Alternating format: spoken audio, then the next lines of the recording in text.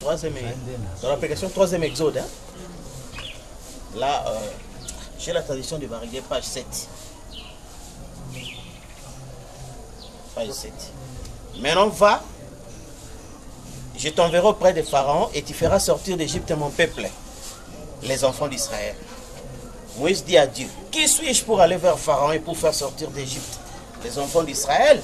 Dieu dit, je serai avec toi et ceci sera pour toi le signe que c'est moi qui t'envoie.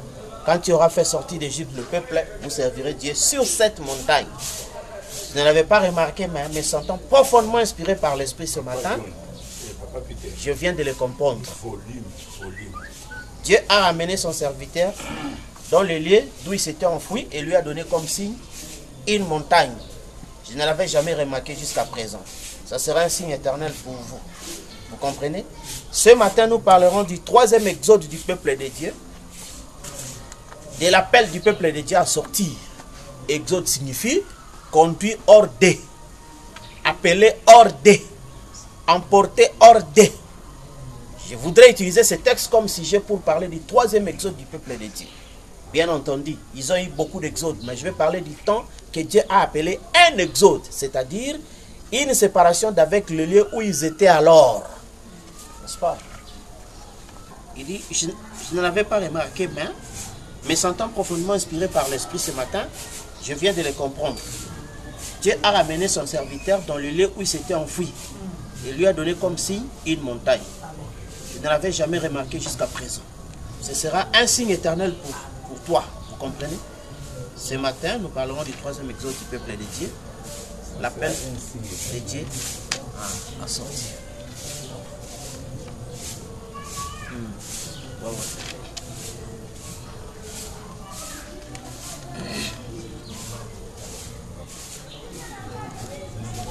Bon, alors, comme nous avons eu notre temps pour expliquer en bref le premier exode, deuxième exode, puis le troisième exode, où nous avons vu dans chaque exode, il y a toujours deux parties. La première partie du pays jusqu'à la frontière, par Moïse. Et la deuxième partie de la frontière au pays. Nous avons vu par Josué. Deuxième exode, la première partie, c'était Jésus de Nazareth. Jusqu'à la frontière. N'est-ce pas? Et ici, c'est le baptême du Saint-Esprit. Alors, le troisième exode, nous avons eu la première partie, c'est-à-dire Malachie 4, jusqu'à la frontière, jusqu'à les nuées, qui est la montagne du Seigneur. N'est-ce pas? Parce que c'était ça, le lieu du rendez-vous. Parce que les nuées, c'était ça. Alors, le lieu du rendez-vous de tous les saints. Alors, ce qui fait que maintenant, nous voyons, on a insisté beaucoup sur cette chose ici. Alors, maintenant, la grande différence que nous voyons, c'est maintenant la vie dans le pays. N'est-ce pas? La vie dans le pays, c'est-à-dire lorsqu'ils étaient pendant les voyages et que quand ils sont arrivés au pays, nous avons vu qu'il y avait des vies différentes. La grande chose, c'est qu'ici, ils mangeaient la nourriture des anges. N'est-ce pas? Mais au pays, ils mangeaient du bleu, n'est-ce pas? Cultivé. Et vous voyez qu'ici aussi, ici, vous verrez qu'ils étaient ensemble. N'est-ce pas? Mais ici, ils ont été positionnés. Donc vous voyez que chacun dans sa terre. C'est ça. Donc c'était cela. Chacun dans sa terre. Donc c'était vraiment deux vies différentes par rapport à l'Exode et par rapport au pays. Et nous voyons qu'ici, dans l'Exode, il mangeait la manne, c'est-à-dire la nourriture des anges. Et il dépendait totalement des anges. N'est-ce pas? Donc leur survie était entre les mains des anges. Et ce sont les anges qui devaient de temps à autre leur donner à manger. N'est-ce pas? Mais quand ils sont entrés dans le pays, ils n'avaient plus besoin de la nourriture des anges. Vous comprenez? Ils devaient manger leur propre nourriture. Ils devaient maintenant manger ce qui a été planté. Vous comprenez? C'est ce qui fait que dans le deuxième exode, à la première partie, quand Jésus de Nazareth était là, n'est-ce pas? Donc tous, ils dépendaient de lui, parce qu'aucun n'était converti parmi eux. N'est-ce pas? Et il a dit à Pierre, le jour où tu seras converti, affermis les autres. Et aucun parmi eux n'était converti. Au point que nous avons vu l'autre fois, quand il y avait cette cas, je crois, de maladie, les apôtres ont dit que nous avons crié, crié, crié. Mais aucun résultat. Mais quand Jésus est venu, rien que sa présence a paralysé les démons. N'est-ce pas? Mais il savait que il a fallu que lui s'en aille. N'est-ce pas? Et si lui s'en va, alors le Saint-Esprit devait venir maintenant pour donner à chacun, comme un Corinthiens 13, il dit, les dons selon sa grâce. C'est discret qu'ici, à ce moment ici, Pierre n'avait plus besoin de Jésus comme un homme comme ça, mais en soi, Pierre était devenu lui-même ce Jésus-là. Parce que quand Paul persécutait Pierre et les autres, Jésus dit, pourquoi me persécutes-tu? Oui, n'est-ce pas? C'est ce qui fait que il était devenu lui. Parce que son souci, c'était cela. Comme il dit que le disciple accompli sera comme le maître. Et c'est ce qui a fait que, ici, dans le baptême du Saint-Esprit, donc, ils étaient, comme Frère Branham dit, remarquez ici à la frontière, ils avaient peur, ils s'étaient enfermés. N'est-ce pas? Mais quand ils sont sortis de la frontière, alors, et que le Saint-Esprit est venu, le nouveau conducteur, là, ils n'avaient plus peur. Et Pierre parlait comme ça ouvertement devant tout le monde. N'est-ce pas?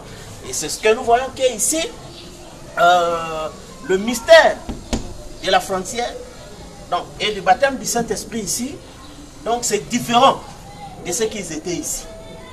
Donc ici, vraiment, ils étaient dans la responsabilité. Vous comprenez?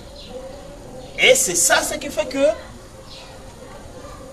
durant l'exode, l'Église mangeait la nourriture des anges. N'est-ce pas? La nourriture des anges. C'est ainsi que cette nourriture des anges qui a parcouru les 7 âges, écrit à l'ange D, écrit à l'ange D, écrit à l'ange 2. Jusqu'à ce que maintenant, quand les Nioué vont venir, n'est-ce pas? Nous n'aurons plus besoin de la nourriture des anges.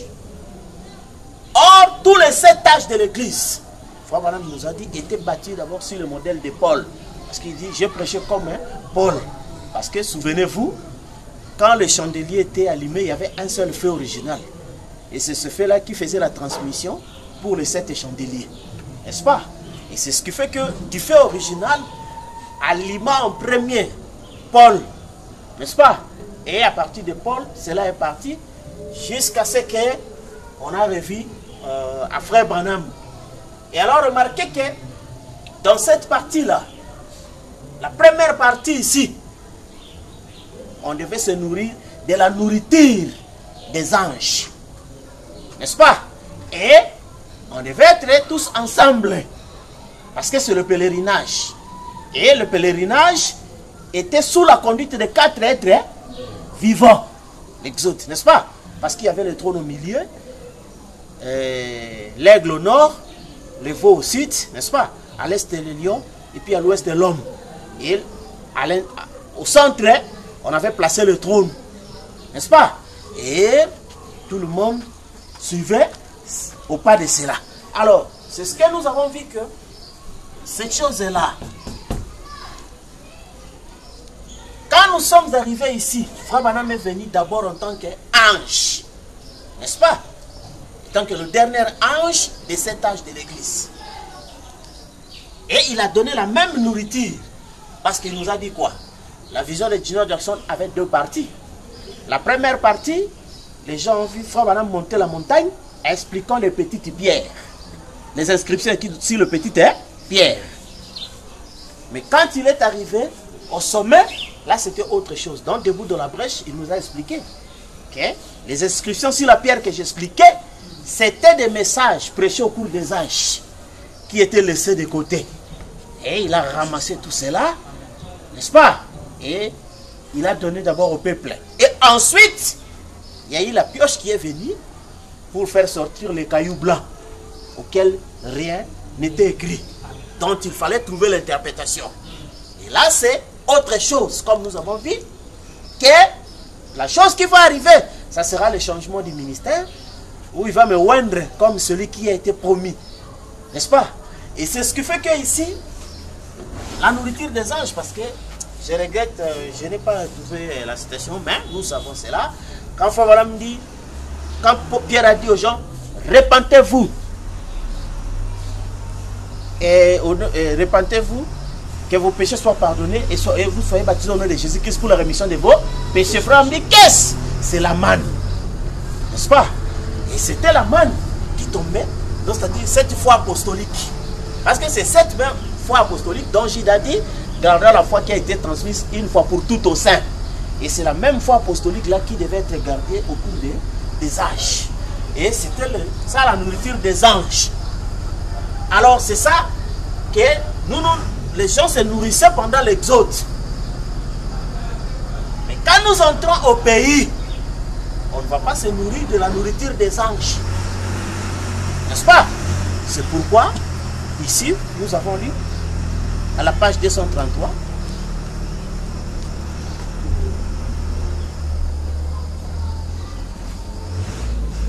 dit,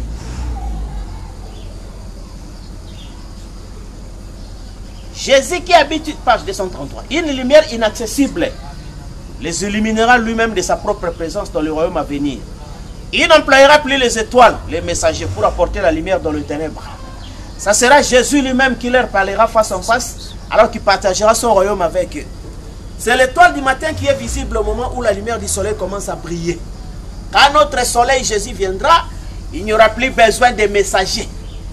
Et il nous apportera lui-même son message d'encouragement et qu'il régnera dans son royaume et que nous vivons dans sa présence. La lumière de la parole deviendra de plus en plus brillante en notre jour de perfection. Vous comprenez? C'est pourquoi il faudrait maintenant poser la question aux gens. Si vous êtes vous avez participé au troisième exode, êtes-vous dans l'exode ou êtes-vous dans le pays? Or, nous avons lu l'exposé où Frère Branham nous a dit, tenons-nous dans la position de Josué et Caleb, notre pays profile à l'horizon. N'est-ce pas? Or, le pays promis, c'était la nuée. Frère Branham dit quoi?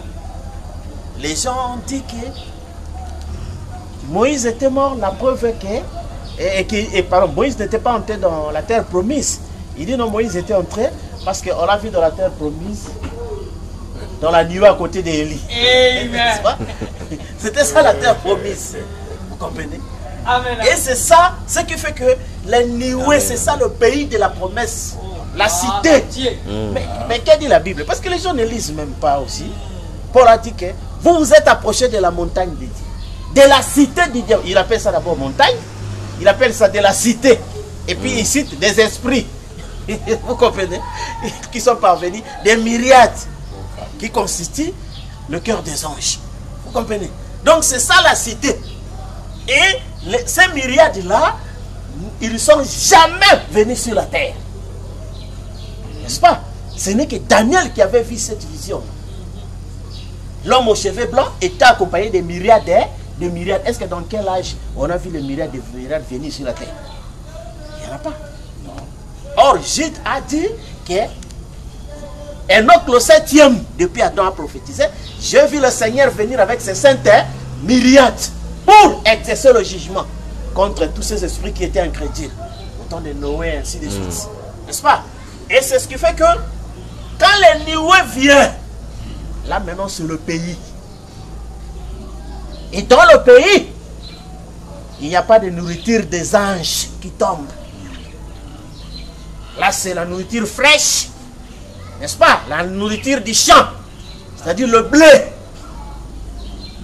Et quand Jésus a dit, le pain que je donne, c'est mon corps.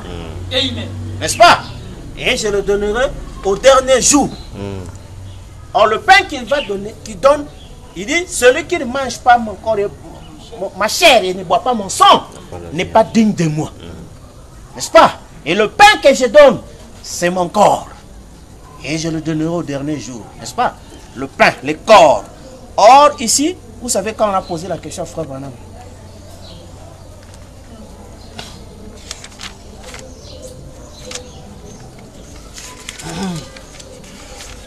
c'est ainsi que vous voyez que notre but c'est de montrer que les deux nominations ne sont pas siennes. C'est ça. C'est-à-dire ceux qui ont prétendu, on leur montre qu'ils ne sont pas dans la chose. Parce que quand Job a prétendu, Dieu lui a dit, Saint-Terrain, je vais t'interroger et tu vas me répondre, n'est-ce pas? Or, la ceinture, la Bible dit c'est la vérité, non?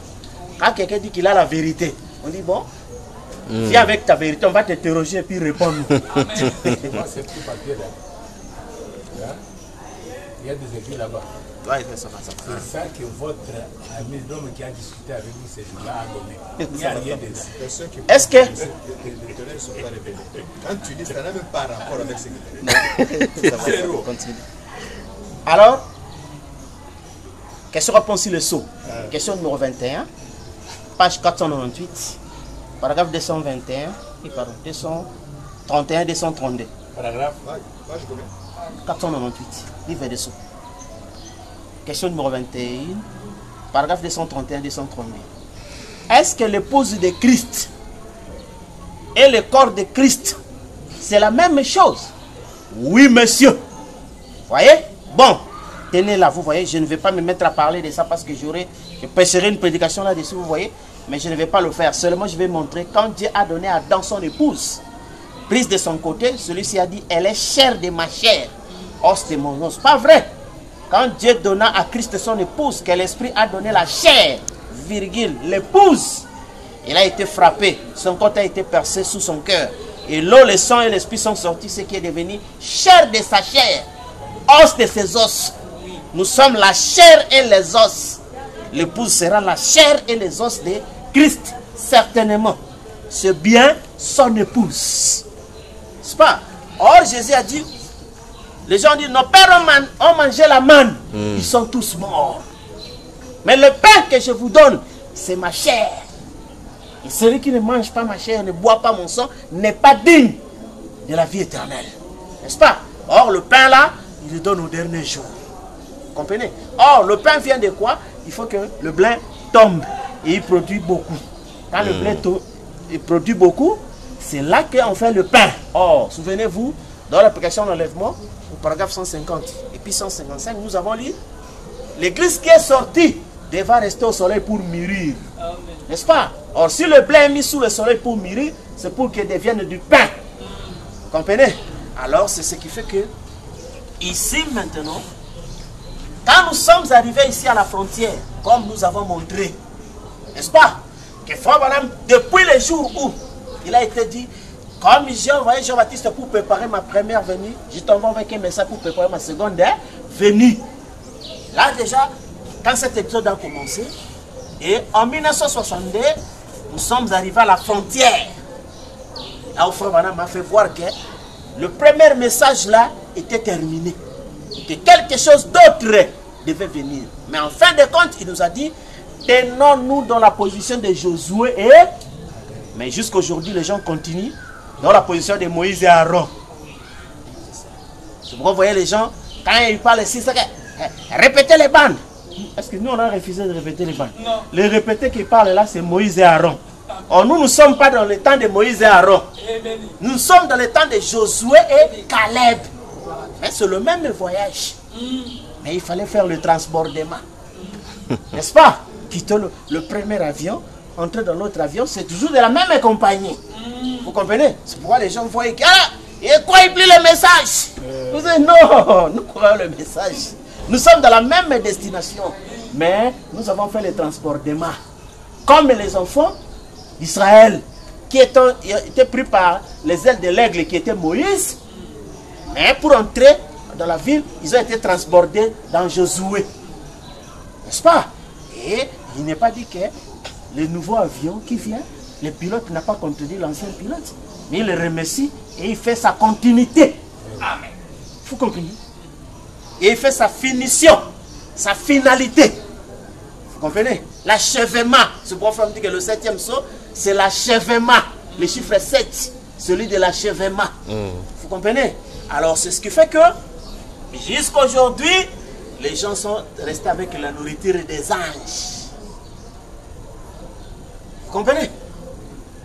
Or, Foi Madame nous a fait voir que quand notre Joseph viendra, le désert fleurira. Oui. Et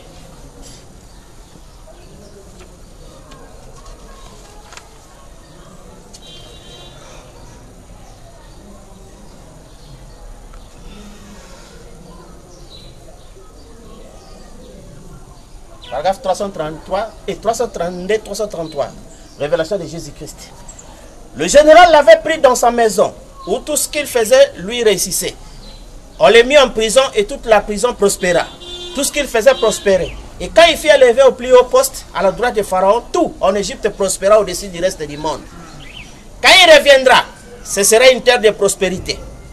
Les déserts anciens refleuriront. Et il y aura de la nourriture pour tous. Nous pourrons tous nous asseoir sous notre propre figuier, rire et nous réjouir, et vivre pour toujours dans sa présence lorsqu'il viendra comme un roi. N'est-ce pas?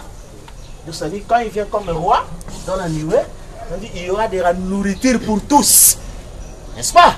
Or, l'entrée dans la terre promise, ce n'est plus la nourriture des anges. Mais maintenant, c'est la nourriture. Donc, chaque tribu produit sa nourriture.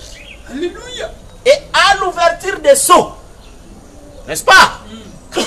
À l'ouverture des seaux, c'est-à-dire que là, nous ne mangeons plus la nourriture des âges. Frère Madame dit quoi? Quand Jésus viendra, il n'utilisera plus le messager, mais il nous parlera face à face. Alors, qu'est-ce qu'il a dit? À celui qui vaincra, je lui donnerai l'étoile du matin. Oh, Pierre et Paul a dit, jusqu'à ce que l'étoile du matin se lève dans vos cœurs. Amen. Comme Paul avait prophétisé aussi que quand il viendra avec ses anges, pour être glorifié dans ses saints. Et c'est ça le mystère de oindre le Saint des Saints. Voir Jésus face à face, ce n'est pas moi et toi, nous sommes comme ça. Non. C'est l'être éternel qui le voit face à face. Amen. Parce qu'il s'agit du mystère du mariage. N'est-ce pas? Oindre le sang de saint. Et quand l'être éternel le rencontre, parce que cette rencontre n'a jamais eu lieu. Parce que Isaac ne s'était jamais marié sans la venue d'Eliezer. N'est-ce pas, frère? Et c'est Eliezer qui fut celui qui a permis à Isaac de quitter le célibat. C'est Eliezer. N'est-ce pas? Isaac avait eu beaucoup de serviteurs. Parce qu'il était un grand monsieur, il pouvait avoir beaucoup de serviteurs et tout ça. Mais Eliezer était l'intendant. N'est-ce pas, frère? Eliezer n'était pas n'importe quel serviteur, mais il était l'intendant. Et c'est lui qui permit à son boss de quitter le célibat. C'est-à-dire, il alla à la recherche d'une femme pour son boss. N'est-ce pas? Et c'est ainsi, on parle de Matthieu 24, 45. Le serviteur que le maître trouvera veillant et qu'il placera sur tous ses biens. Or, parmi tous les serviteurs que nous avons eus dans les 7 âges de l'église, aucun des maîtres ne l'a trouvé. Amen. N'est-ce pas? Frère Madame dit, Paul parlait croyant que l'avenir était proche. Et que s'ils avaient su qu'il y aura encore 2000 ans pour attendre, ils allaient se décourager. Vous comprenez? Mais Frère Branham est celui que le maître a trouvé. Vous comprenez? Celui que le maître a trouvé, c'est Frère Branham.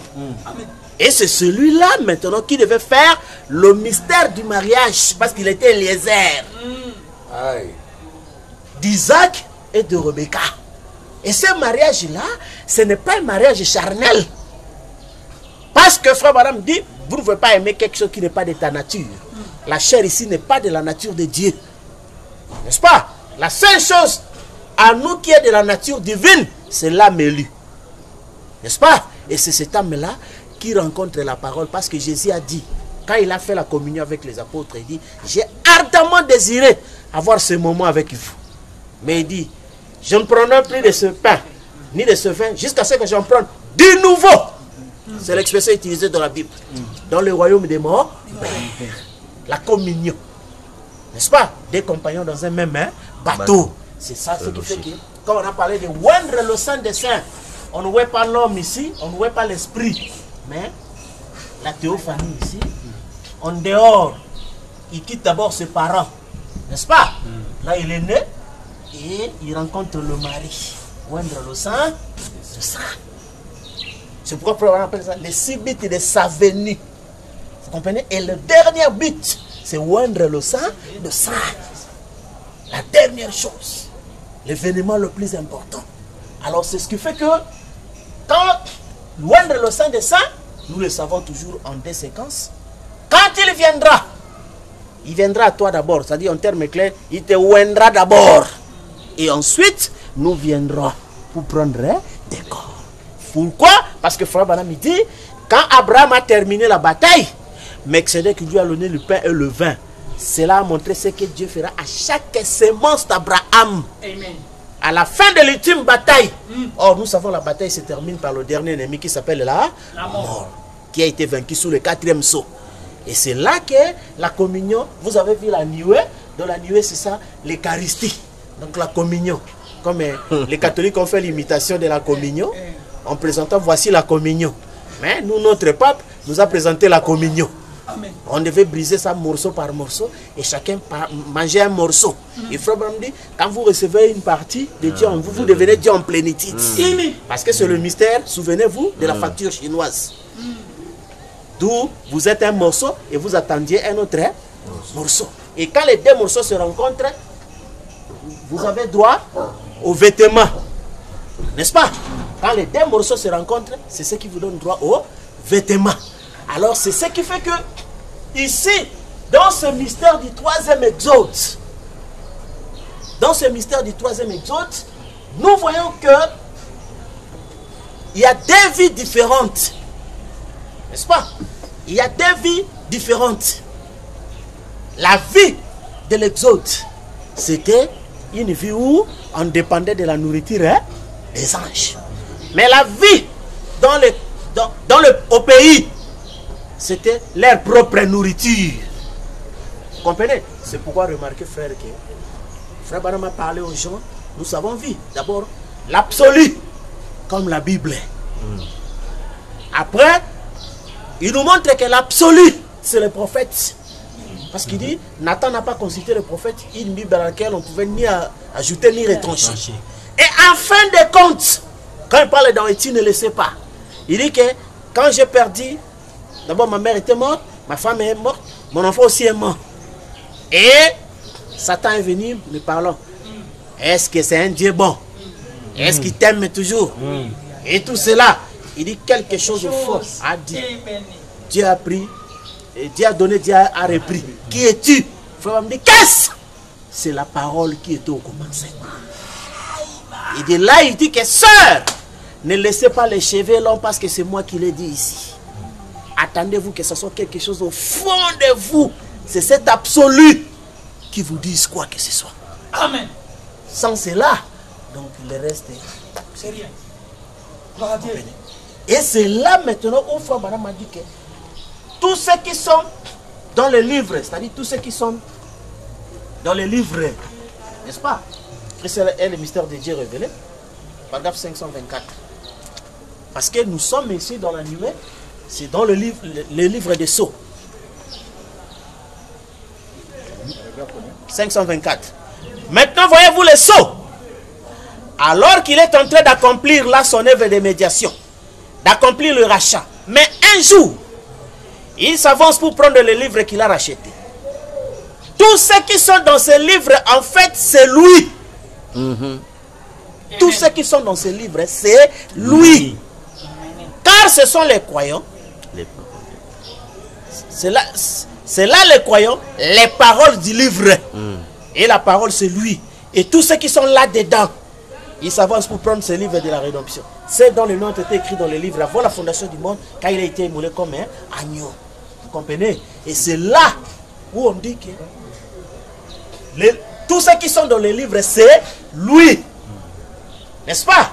Et c'est car c'est là les croyants, les paroles du livre. Donc les paroles des sceaux, ce ne sont pas des papiers. Les paroles des sceaux, ce sont les êtres éternels. Qui sont des paroles.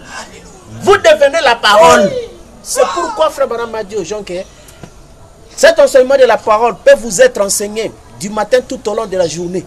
Mais si vous n'avez pas en vous l'enseignant intérieur, cela ne vous servira à rien. C'est pourquoi, comme nous avons toujours dit, même si nous fêtons comme ça, nous ne fermons pas des églises. Nous nous conscientisons tout un chacun qu'il sache qui il est. N'est-ce pas? Et en sachant qui il est, il sait qu'il est lui-même la parole. Parce qu'il fait partie des sceaux. Et étant vous-même la parole, vous n'avez besoin de personne. Bien joué. Vous comprenez? Vous n'avez besoin de personne. Vous êtes vous-même la parole. Amen. Merci. Comme lui était la parole.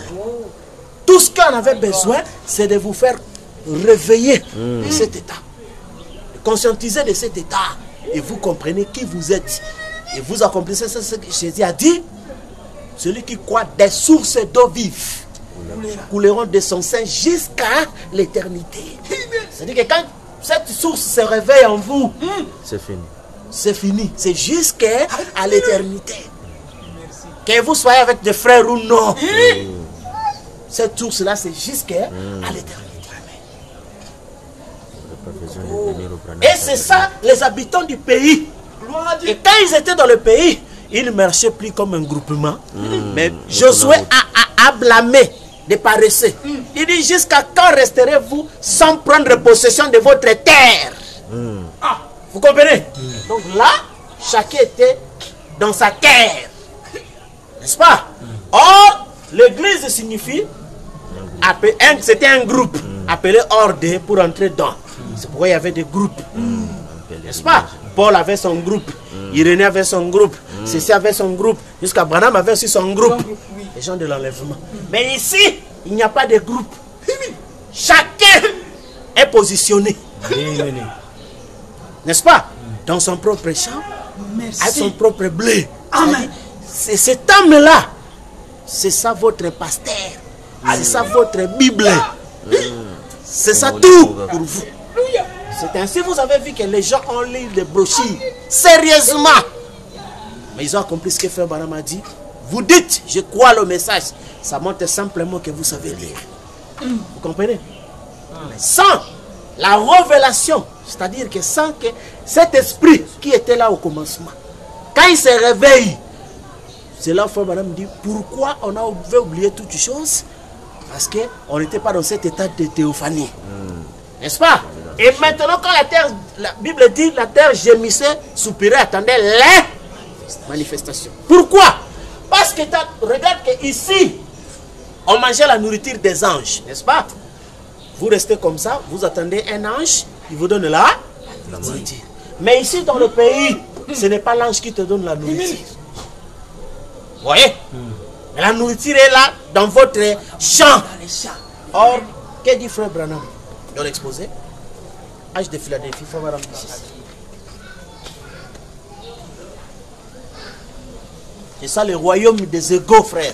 Amen.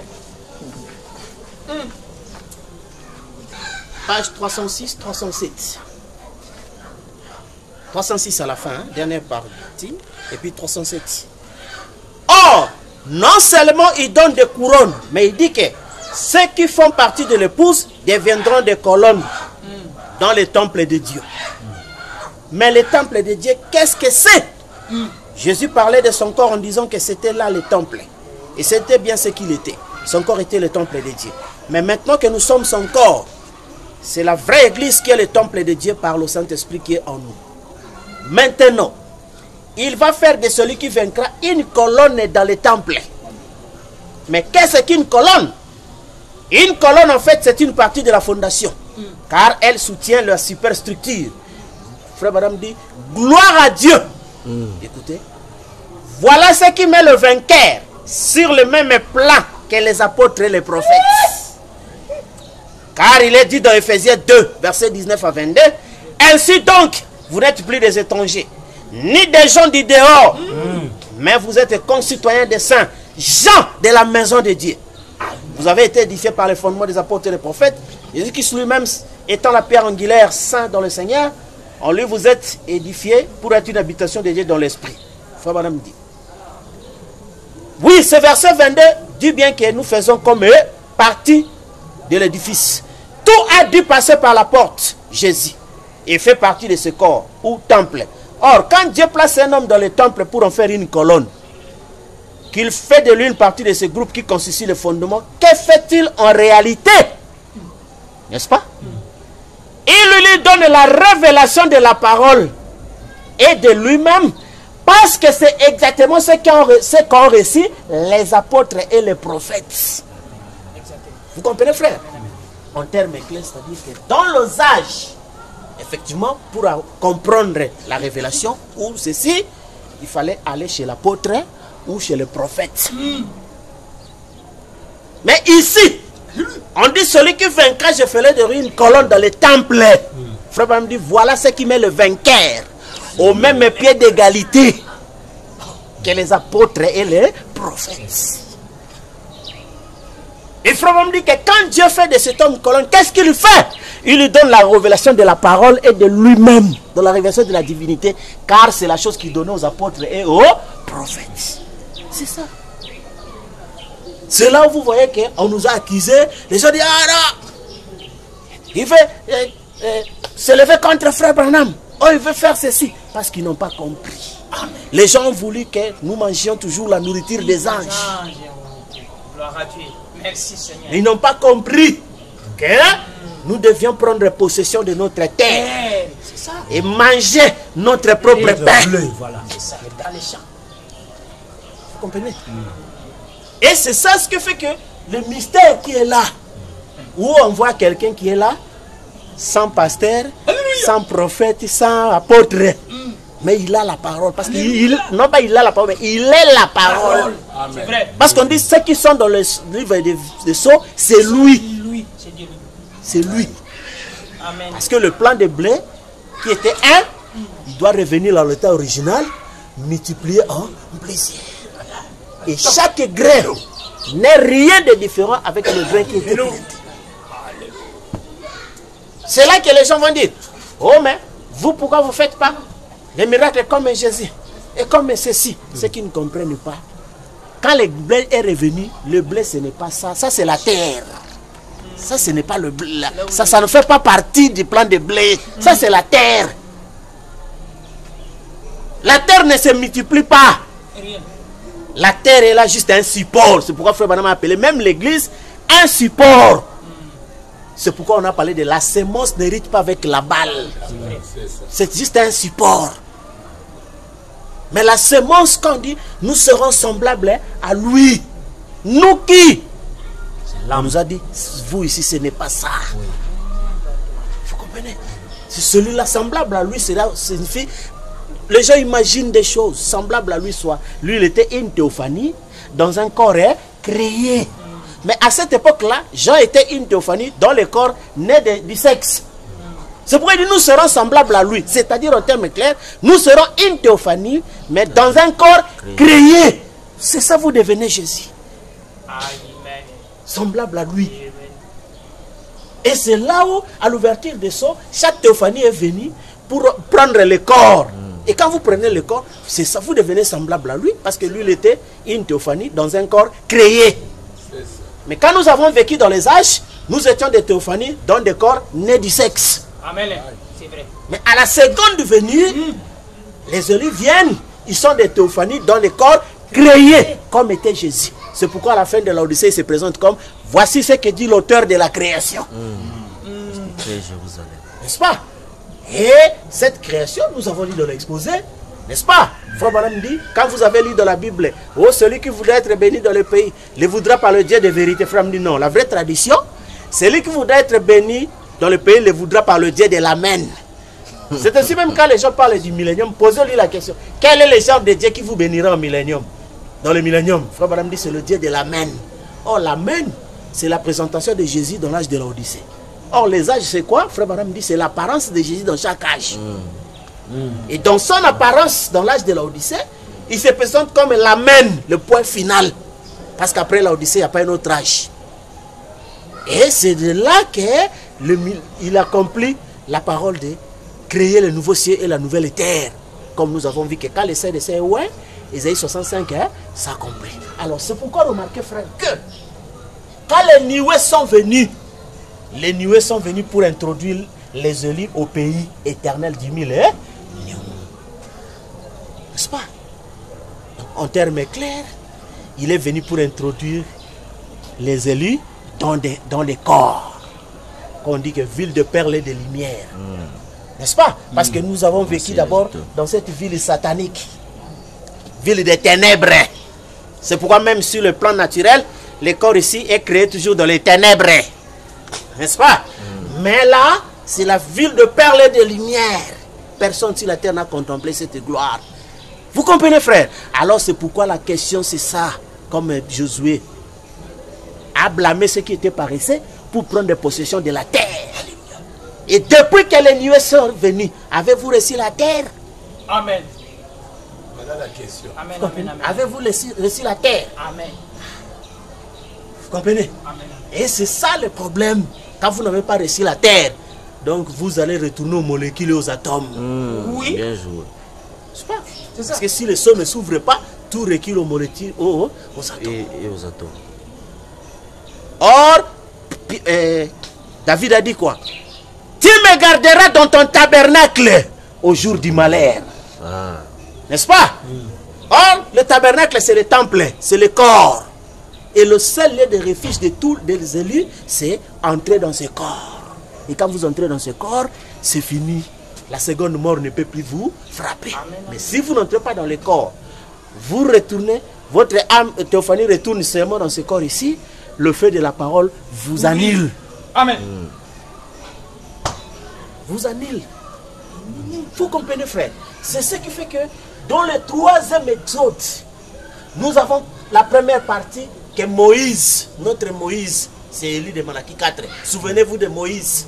Je vous envoie Élie de Malachie 4. Il a conduit les gens jusqu'à la frontière. C'est-à-dire jusqu'à ramener le cœur des enfants au Père. Jusqu'à restaurer les 12 pierres. Jusqu'à rétablir l'autel.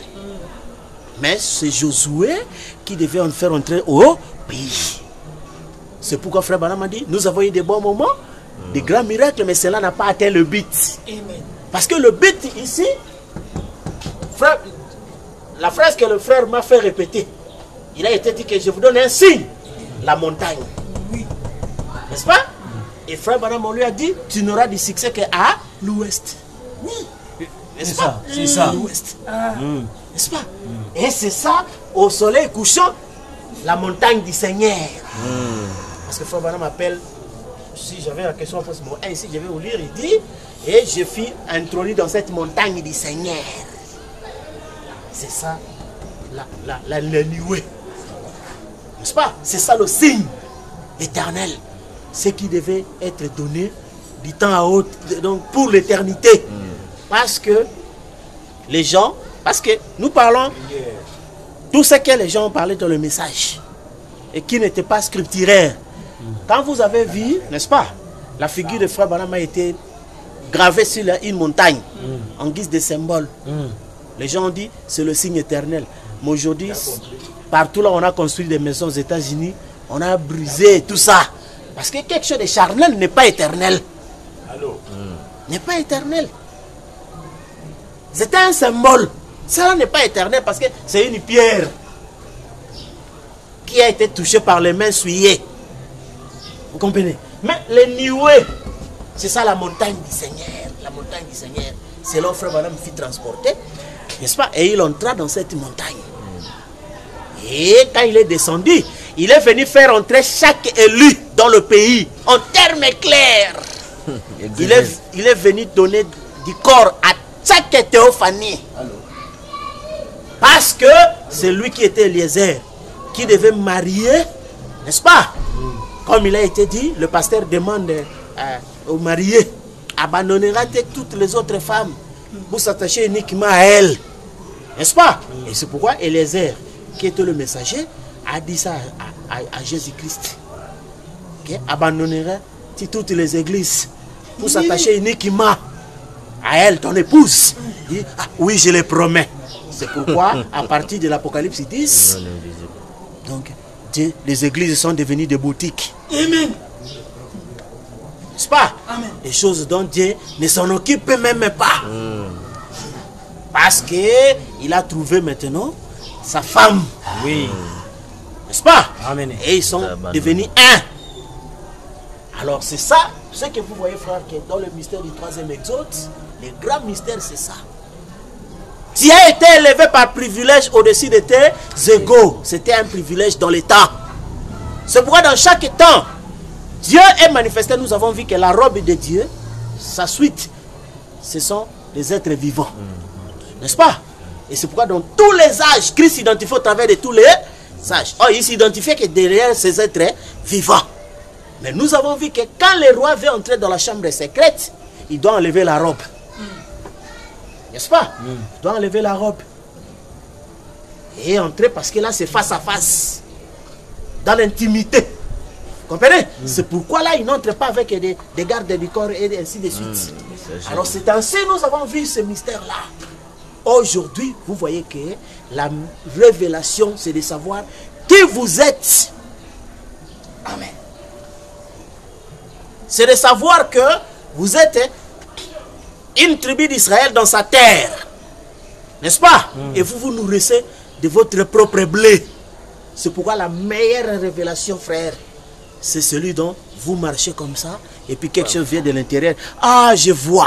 Ça, personne ne peut vous l'arracher. Gloire à Dieu. Si seulement vous avez entendu de moi, vous pouvez l'oublier. Vous comprenez? Mais la manne cachée, parce qu'il y a une manne populaire. La nourriture des anges, c'était la manne populaire. Ça tombait, tout le monde le voyait comme ça. Vous comprenez? Mais au vainqueur, on a promis la manne cachée. C'est ça. Oui. Et frère me dit, en voici le secret. La parole est dans l'épouse comme elle était dans Marie. Oh, Marie seule avait le secret. Mais tout le monde se moquait. Parce que ce qu'il disait ne respectait pas la loi de la nature. C'est ça. La loi de la nature a promis le mystère, avec respect je le dis, du déviergement. N'est-ce pas? D'un homme pour avoir l'enfant. Mais lui, il a défié la nature. Sans mari, sans quoi? Mais il avait l'enfant. N'est-ce pas? Et tout le monde s'en moquait. N'est-ce pas? Même Marie avait ça. Parce qu'on dit qu'il repassait les paroles que l'ange lui a dit. Et quand Marie marchait comme ça, on voyait son ventre gonflé. Ses amis aussi ventre gonflé. Mais elle avait la révélation. Je porte ici le salut de l'humanité tout entière. Vous comprenez? Le salut de l'humanité tout entière. Et Frère Branham dit, le paradoxe final, ça sera quand la trompette de Dieu sonnera. Et les morts qui se résisteront. Or, le paradoxe, c'est quelque chose d'incroyable, mais vrai. C'est pourquoi l'histoire de la trompette paraît incroyable, mais vrai. Quand nous disons aux gens que nos âmes ne sont plus dans la chair, l'avion, ça ne touche même à rien au pilote. Mais dans les anciens temps, si vous touchez l'avion, le pilote aussi est touché. C'est pourquoi vous avez entendu, n'attristez pas le Saint-Esprit. Parce que j'ai travaillé dans une société de wagons. Et quand on mettait la marchandise, les wagons étaient scellés. N'est-ce pas, frère? Et les wagons sont scellés jusqu'à la destination. Alors, quand on arrive à la destination, les wagons restent scellés. Qu'est-ce qu'on fait en première chose? On décèle On casse d'abord les éléments. Amen. Quand on casse ça, on jette. Normalement. On fait sortir la marchandise. Amen. N'est-ce pas? Et on prend la marchandise, on va l'exposer au magasin. Et quand les marchandises arrivent au magasin, vous allez demander, oh, où est les wagons? Il dit, wagon c'est quoi? Donc au magasin, on ne connaît même pas les wagons. Wagon c'est quoi? Oh non, comme la marchandise est venue dans ce wagon, on amène les wagons au magasin. Ça devient une saleté. Là dans le magasin, les wagons deviennent une saleté. C'est ainsi que les élus étaient derrière ces wagons. Et pour qu'ils soient protégés, on a mis le baptême du Saint-Esprit. Mais au jour de la rédemption, on a retiré la marchandise. Ça c'est... N'est-ce pas? Et on prend la marchandise, on va l'exposer au magasin. Et quand les marchandises arrivent au magasin, vous allez demander, oh, où est les wagons? Il dit, wagon c'est quoi? Donc au magasin, on ne connaît même pas les wagons. Wagon c'est quoi? Oh non, comme la marchandise est venue dans ce wagon, on amène les wagons au magasin. Ça devient une saleté. Là dans le magasin, les wagons deviennent une saleté. C'est ainsi que les élus étaient derrière ces wagons. Et pour qu'ils soient protégés, on a mis le baptême du Saint-Esprit. Mais au jour de la rédemption, on a retiré la marchandise. Ça c'est un wagon. Et maintenant, la marchandise est maintenant dans le magasin. Vous comprenez? Maintenant dans le magasin. Alors c'est pourquoi le wagon est jeté là-bas. Vous comprenez? C'est ainsi les gens n'ont pas compris que, oh frère, vous n'aidez pas les frères. Il faut leur apprendre comment se marier, comment vivre, comment ceci. Mais nous, on n'a rien à voir avec les wagons. Nous, la fête, nous attendions la marchandise. Et quand on vient, on fait sortir la marchandise, on l'expose. Vous comprenez? C'est ça. C'est pourquoi, vous voyez, nous, quand nous venons, la première des choses, nous enlevons le baptême du Saint-Esprit que les gens fabriquent là. Nous retirons la théophanie. N'est-ce pas? Et nous lui donnons sa part. N'est-ce pas? Alors, nous ne nous occupons pas de ce qui va arriver au corps. Ça ne nous intéresse pas. Ce qui nous intéresse, c'est la marchandise. Vous comprenez? Et c'est ça ce qui fait que on dit le vierge est folle. Donc de fou. La marchandise est déjà sortie, mais les gens récupèrent des wagons. Les gens récupèrent des wagons. Et ce sont des pauvres. Hein? Non, ce sont des pauvres. Ils font des wagons leur maison. Amen. C'est ça. Oui. Amen, amen, amen. Gloire à Dieu. Et c'est ainsi, vous voyez que l'honneur des pasteurs, c'est oh, j'ai 5 000 wagons. Mais ce sont des wagons vides. Des wagons sans marchandises. Quelle en est la valeur?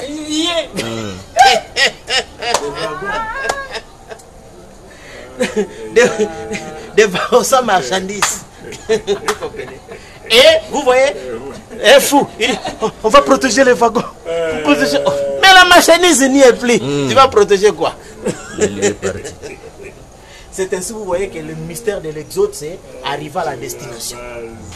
Et quand le wagon fait l'exode, n'est-ce pas? On écrit la porte d'arrivée. Port de Matadi. Port de Boma. N'est-ce pas? Ou ça te dit, bon, jusqu'à Kinshasa. N'est-ce pas? Mais arriver dans le lieu, n'est-ce pas? On va retirer ce qui est à l'intérieur. C'est ça même quand on parlait des gens sur l'enlèvement. Oh, il viendra comme un voleur. Mais un voleur ne vient pas voler la maison. Comment il peut voler la maison? Il vole ce qui est précieux dans la maison. Il s'en va. Il vous laisse votre maison. Et la pièce précieuse qui est volée, on va le mettre là où il faut. Vous comprenez? Et c'est ça où on a montré dans toutes sortes de formes. La moisson, c'est la fin du monde. Les moissonneurs, ce sont des anges. Mais quand la moisson vient, frère, vous moissonnez la patate douce qui est dans la terre, parce que ça, c'est la terre. Ouais? Nous sommes plantés au sous-sol. Quelqu'un fait la moisson, vous faites sortir la patate douce. Vous dites, ramassez aussi la terre. Et directement, vous devenez fou. Donc, on veut toute la terre. Nous ramassons toute la terre. Il dit non. Laissez la terre. Prenez ce qui est précieux. Allez le mettre. Vous comprenez? Et c'est ça le mystère. Il prend ce qui est précieux. Comme nous avons vu, quand les gens font du diamant, vous pouvez avoir une grande quantité de sable. Mais on va retirer juste 2 pierres. Mais les 2 pierres là, donc ça peut acheter, n'est-ce pas? Mais comme nous avons vu dans l'ancien temps, donc dans les pasteurs, et ce sont des OVD. Il faut ramasser des quantités de sable, de sable. Mais nous, on peut prendre 2 pierres seulement. Radar, il prêche juste quelques personnes. 3 pierres, mais de quelle valeur? De très grande valeur. Une âme là vaut 10 000. C'est ainsi que eux s'étonnent. Même il y a une fois, nous étions allés parler avec des gens et leur leader religieux dit non, il ne faut pas parler avec ces gens-là. Oui, ce sont des gens, il peut être seul. Il discute avec beaucoup de gens. Oui, c'est ça. Parce que c'est une pierre qui vaut beaucoup. Vous comprenez? Et c'est ça ce qui fait que le mystère que nous voyons ici, c'était cela, ce 3e exode, qui avait pour rôle de nous introduire dans la montagne. C'est ainsi quand Frère Branham dit que quand l'agneau quittera le trône d'intercession, la prédication de l'évangile n'aura plus d'effet. Plus d'effet, frère. C'est ainsi, vous avez vu que les gens ont construit l'église et ils sont sincères. N'est-ce pas? Avec le message que Frère Branham a prêché ici. Comme nous le disent des anges. Mais les gens ne voient pas des effets. L'église n'a plus la même puissance qu'avant. Oui. Il n'y a plus de même sainteté qu'avant. Oui. Il n'y a plus de sincérité qu'avant. Oui. Il n'y a pas moyen parce que vous n'avez pas de soutien pour ça.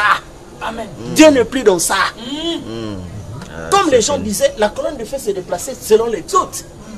Quand nous avons quitté l'étape de Moïse, nous entrons maintenant dans l'étape de Josué.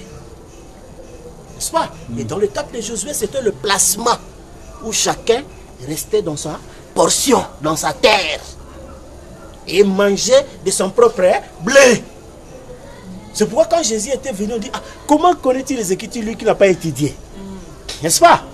Et c'est ce qui fait que le mystère ici, les gens voient, lui il n'a pas de pasteur, il n'a pas de... Mais comment il connaît des choses? Parce que c'est une source qui jaillit jusqu'à l'éternité. Et Frère Branham dit que Jésus avait la foi parfaite parce qu'il avait compris ce que la parole a fait de lui. Il dit, nous aussi en tant que croyants, ne pouvons-nous pas croire ce que la parole dit que nous sommes. Parce que là, il dit, dans le rouleau du livre, il est question de moi. Et dans le rouleau de sceau, il est question de l'épouse. Vous comprenez? C'est pourquoi, comme Marie, quand nous marchons, on est des humains, sujets à tout ce que les humains subissent. Mais, en voici le secret, nous comprenons qu'au-delà de ce qu'on voit ici, nous sommes la seconde venue de Jésus-Christ. N'est-ce pas? Nous sommes une éternité. N'est-ce pas? Nous sommes une éternité qui est venue pour annuler les âmes incroyables. Parce que quand la parole sort, se fait ici, quand il rencontre une âme non élue, cette âme est annulée. Amen. Et nous aidons les gens à être annulés. Comment? Frère Branham dit, doutez d'une seule parole. C'est là même l'annulation. Amen. N'est-ce pas? Or, quand Jésus a fait expressément pour que les gens doutent, il leur dit, il faut manger ma chair et boire mon sang. Frère Branham dit, nous disons des choses de manière à pousser certains à réfléchir, à s'éloigner. N'est-ce pas? Et quand Jésus dit, il faut manger ma chair et boire mon sang. Or, la chair de Jésus, c'est sa femme, son épouse. C'est pourquoi nous disons aux gens, il faut manger l'épouse. Si vous ne mangez pas l'épouse, vous n'avez pas de vie en vous-même. Vous comprenez? Parce que l'épouse, c'est le pain qui a été promis. N'est-ce pas? Et le blé, quand il est mis sous le soleil, c'est pour mûrir et devenir le pain. Vous comprenez?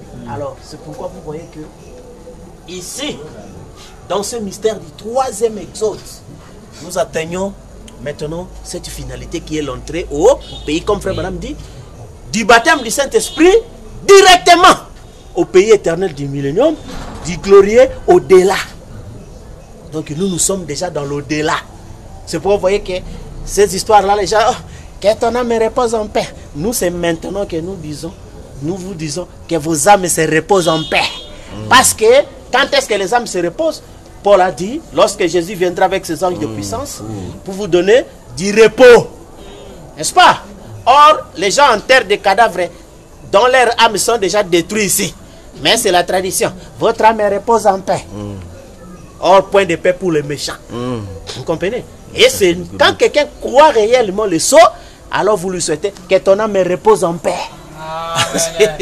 Frère Balaam dit, ceux qui ont rejeté le sceau doivent passer par la tribulation. Donc une âme qui a rejeté le sceau n'a pas droit à la paix. Amen. Dévoué au tourment. Mais quand vous croyez le sceau, c'est alors que nous vous souhaitons que ton âme repose en paix. Amen. Vous voyez? Parce que l'âme a fini le travail. Or, frère Balaam disait aux gens, le travail de l'âme c'est la prière, n'est-ce pas? Et le repos de l'âme c'est quoi? Alors c'est ainsi, vous avez vu que quand on a dit voici le pour aller à sa rencontre, n'est-ce pas? Voici le pour aller à sa rencontre. Ceux qui ont continué de chercher l'huile, on appelle les vierges folles. C'est ça les gens qui continuent de parler du baptême du Saint-Esprit. Oui. Et ils accusent eux-mêmes qui sont les vierges Oui. folles. Clairement. Ils s'accusent qui sont les vierges folles. C'est ainsi, vous comprenez, frère, que dans le 3e exode, nous sommes de la génération de Josué. L'histoire de Moïse, on nous le raconte ce qui s'est passé. Frère, on dit qu'à l'ouverture des sceaux, on nous montre ce qui s'est passé, comment Dieu a fait. C'est pourquoi nous connaissons l'histoire de ceci, l'histoire quand Frère Balaam a commencé, quand il a fait toutes ces choses-là.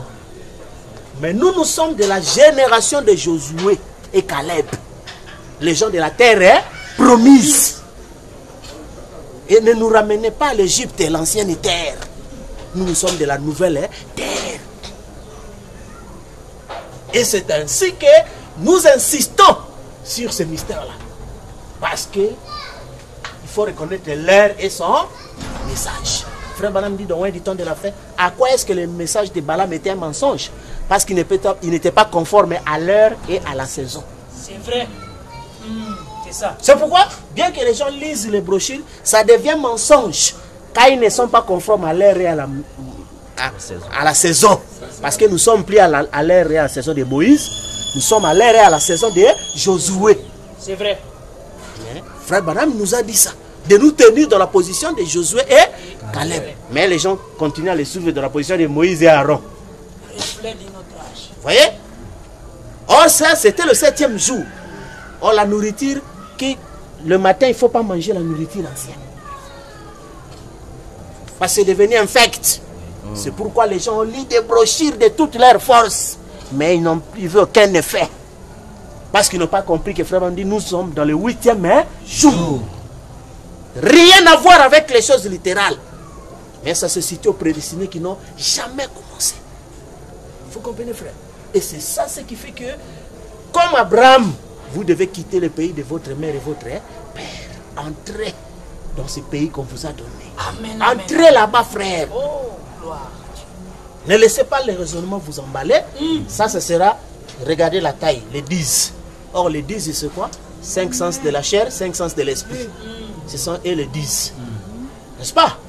Mais il faut voir le 2. Le 2, c'est quoi? La théophanie unie à la parole. Amen. Ce sont eux qui ont crié à la terre promise. C'est pourquoi dans les raisonnements, en tout cas, ça va paraître toujours absurde.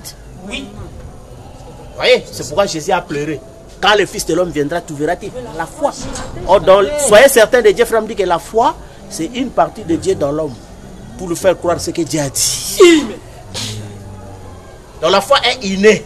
La foi ne se fabrique pas. C'est inné. Oh frère, et la foi? Non, c'est inné. Vous êtes né, la foi. Ou vous êtes né, la doute. C'est pourquoi quand les nuées se révèlent, vous allez douter. Et votre âme retourne aux molécules, aux atomes. Si vous êtes la foi, n'est-ce pas? Donc vous vous initiez à cette parole et puis vous entrez à la terre promise. C'est pourquoi un jour nous allons voir que l'après Salomon, n'est-ce pas?